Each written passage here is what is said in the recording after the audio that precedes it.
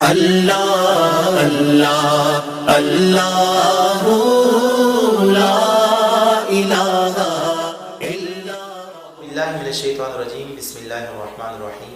آج آپ حضرات کے سامنے وضو کے مستحبات بیان کیے جا رہے ہیں کہ جو بہت اچھا عمل ہے وضو کے اندر کرنا چاہیے۔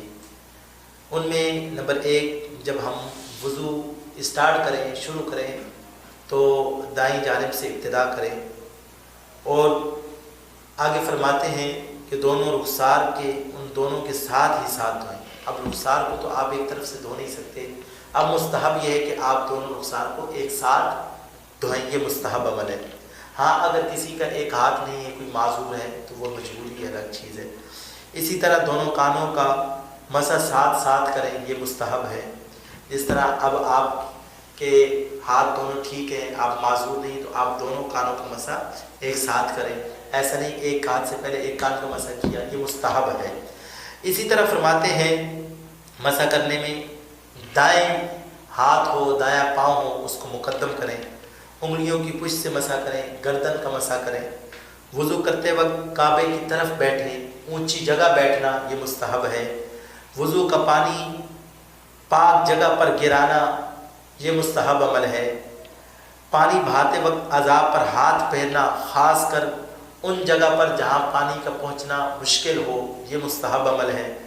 پہلے تیر کی طرح پانی مل لیں، بالخصوص اس جگہ پر جہاں پانی نہیں پہنچ سکتا، یہ مستحب عمل ہے۔ اسی طرح اپنے ہاتھ سے پانی بھرنا یہ مستحب عمل ہے۔ اسی طرح دوسرے وقت کے لیے پانی بھر کے رکھ دینا وضو کے لیے، یہ مستحب عمل ہے۔ اسی طرح اگر انگوٹھی پہنی ہوئی ہے اور انگوٹھی کے نیچے پانی پہنچ سکتا ہے، اس کو حرکت دینا، نیچے پانی پہنچانا، یہ مستحب عمل ہے۔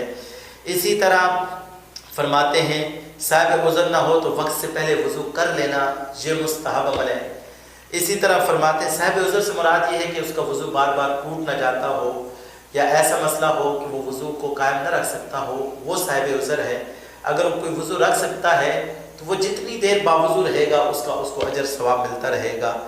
تو اگر وضو کا برتن لوٹے کی قسم کا ہو تو بائیں جانب رکھیں، یہ مستحب عمل ہے۔ اسی طرح فرماتے ہیں کہ بائیں ہاتھ کی انگلی سے ناک صاف کرنا یہ مستحب عمل ہے۔ اسی طرح پاؤں کو بائیں ہاتھ سے دھونا یہ مستحب عمل ہے۔ منہ دھونے میں ماتھے کے سر پر ایسا پھیلا کر پانی ڈالنا کہ پورا ماتھا دھل جائے، یہ مستحب عمل ہے۔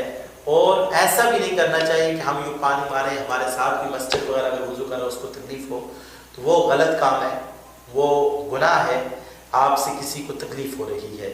تو ہمیں چاہیے کہ ہم مستحبات، جب ہم سنت کے مطابق وضو کریں گے تو اس کے اندر مستحبات پہ بھی عمل ہو رہا ہوگا، فرائض بھی پورے ہو رہے ہوں گے، اور ہم جن چیزوں سے بچنے کا شریعت نے حکم دیا ہے ہم اس سے بچ رہے ہوں گے۔